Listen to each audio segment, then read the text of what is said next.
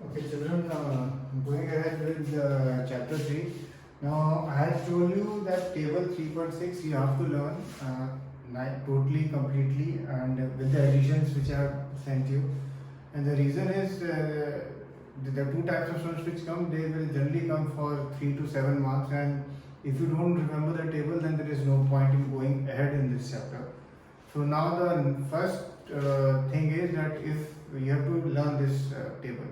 Now I will be sending you a lot of examples right now in this homework, only the example to do. And now when you are doing these sums, I don't want you to look at the table, okay? So अब आप जब ये करेंगे table को मत देखना. You have to try to do it once without using the table. You must remember a few pointers इसमें. अब जैसे for example अमोनियम नाइट्राइड है and अमोनियम नाइट्रेट है. तो जो सेम साउंडिंग वाले होते हैं उसमें children make the most mistakes. ठीक है, जैसे अमोनियम नाइट्रेट, तो अमोनियम का सिंबल NH4, नाइट्रेट का कैपिटल N, इसका 1 होता है वैलेंसी, इसका 3 होता है, क्रॉस हुआ तो ये हो जाएगा NH4 और 3 और ये N. तो ये आपका आंसर होगा. और अगर अमोनियम नाइट्रेट है तो NH4 ये तो 1 ही है, और नाइट्रेट NO3 होता है वो भी 1 होता है, अगेन क्रॉस, तो NH4 और NO3 आपके answer.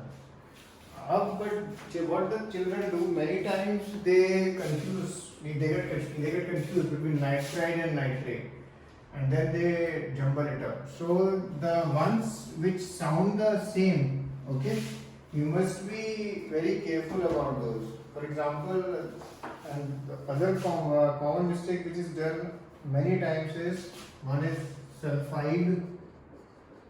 Okay, sulfide symbol you know is S and उसका वैलेंसी होता है 2.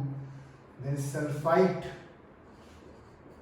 ठीक है, sulfite का सिंबल है SO3 एंड उसका सिंबल उसका वैलेंसी होता है 2. एंड सल्फेट, सल्फेट का है SO4 और उसका भी वैलेंसी होता है 2. तो ये इन सब का वैलेंसी 2 है, बट ये चीज ध्यान रखनी है कि सल्फाइड है, सल्फाइट है या सल्फेट है.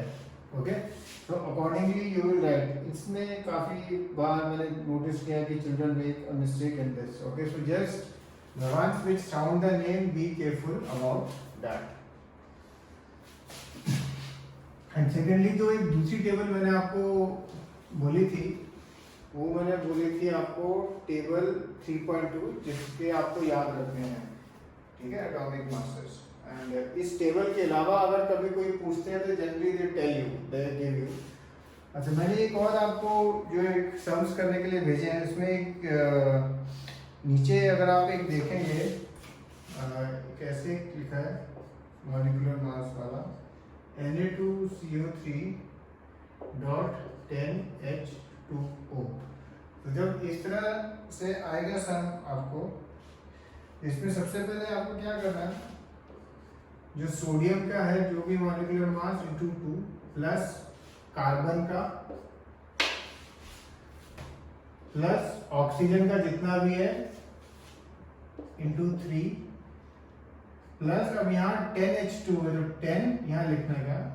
ठीक है, इनको मल्टीप्लाई नहीं करना है 10, और फिर वाटर का जैसे भी हम नॉर्मली निकालते हैं 2 इंटू हाइड्रोजन का प्लस ऑक्सीजन का जो भी है, एंड देन आप इसको सॉल्व कर देंगे. ठीक है, सो Na2CO3 डॉट 10H2O. कुछ बच्चे क्या करते हैं, वैसे नॉर्मली डॉट रिप्रेजेंट्स मल्टीप्लिकेशन, तो ये इतना लिख के फिर यहाँ प्लस की जगह यहाँ मल्टीप्लाई कर देते हैं. नहीं, मल्टीप्लाई नहीं है.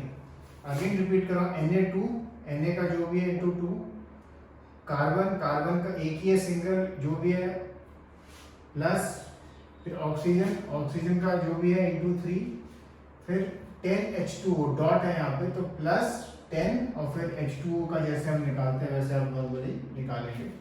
सो ये वाला जो सम है आप ऐसे ही करना.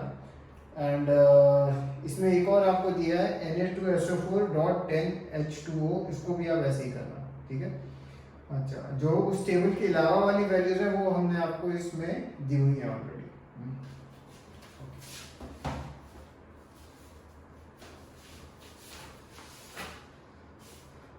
अब एक चीज और है, अब हम एक कॉन्सेप्ट के बारे में हम बस समझेंगे, आप उसका कोई आज हम न्यूमेरिकल या we will not do anything, but we just understand about it, and that is mole concept.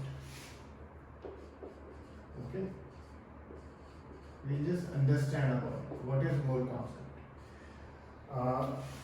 Basically, 1 mole of anything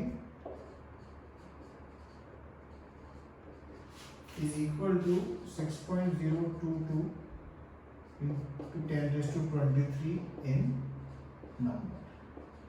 Okay. Now, for example, if I say I have 1 dozen eggs. ठीक है, if I say 1 dozen eggs, that means how many eggs do I have? I have 12 eggs. Okay, 1 dozen eggs or half a dozen eggs.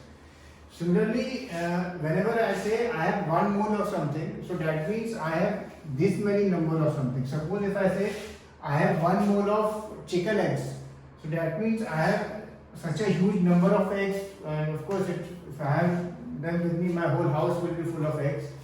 So, and if you just think about it, how this number is actually very big, okay?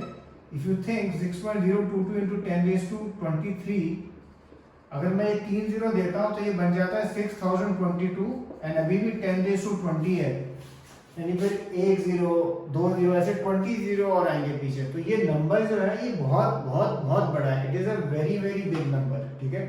अच्छा, now in your mind this question must be coming, sir ये 1 mole of anything हम क्यों use कर रहे हैं, ठीक है, किसमें इतने सारे नंबर्स लगेंगे, मतलब भाई कोई भी नॉर्मल चीज में तो लगेंगे, कार है, घर है, या suppose even if you talk of bricks, but ये इसलिए लगेंगे, ये जो एटम्स होते हैं ना, they are very small atoms का, they are very very, suppose मैं पूछता हूँ कि सपोज ये एक पेपर है, इस पेपर में कितने एटम्स हैं, ठीक है, इस पेपर में कितने एटम्स हैं, सो मैं उसको पूरा बोलने से अच्छा मैं ऐसा बोल सकता हूँ कि suppose it has 5 moles of paper atoms, ठीक है। एक्चुअल में सपोज इसमें अगर 5 moles है, 5 moles वैसे कितना बड़ा नंबर है, 5 into this, तो बहुत बड़ा नंबर है, so it is easier for me to describe what is present, okay. Otherwise if I say कि कितने atoms है, इतना बड़ा number कौन, I mean it will be difficult to compute also and write also every time. So for that reason we use this terminology, one basically in relation with atoms, ठीक है। And एक मोल में कितने होते हैं, 6.022 into 10 raised to 23 number. It can be of anything, okay, but generally we use this with respect to atoms, ठीक है, कि 1 मोल में कितने होते हैं। And the main thing which you have to do is remember the table and then try writing the sheet which I will be sending you without looking at it. Once you write it, then you look at the table and correct your mistakes if there are any. Hopefully there won't be many. Okay, cheers.